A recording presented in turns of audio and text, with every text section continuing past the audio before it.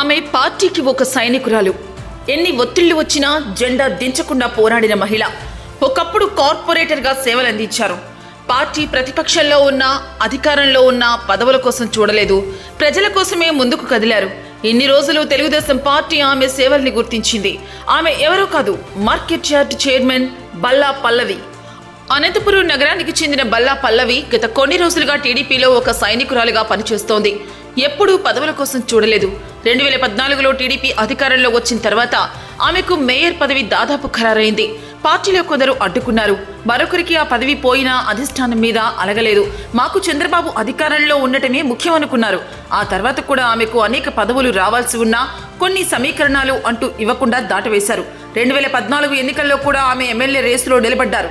అనంతపురం, కళ్యాణదుర్గం వంటి ప్రాంతాలకు అధిష్టానం పరిశీలన చేసింది. కానీ ఆర్థికంగా కొన్ని ఈక్వేషన్స్ చూశారు. ఈ పరిస్థితుల్లో పల్లవికి మరో పదవి ఇవ్వాలని భావించారు.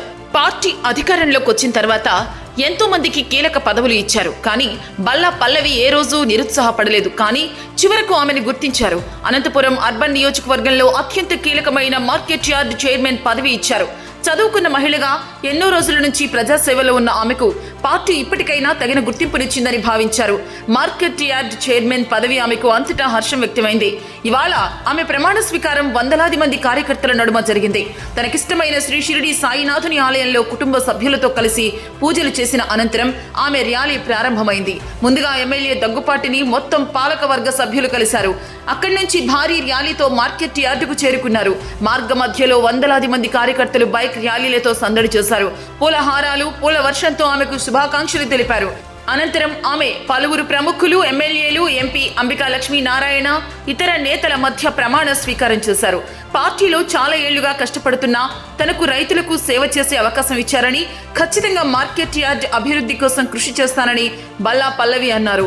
రైతులకు సేవ చేయటం నా అదృష్టంగా భావిస్తున్నానని, ఇందుకు సహకరించిన ప్రతి ఒక్కరికి ఆమె కృతజ్ఞతలు తెలిపారు. ఎమ్మెల్యే దగ్గుపాటి, ఎంపీ అంబికా లక్ష్మీ నారాయణ బల్లా పల్లవికి శుభాకాంక్షలు తెలిపారు.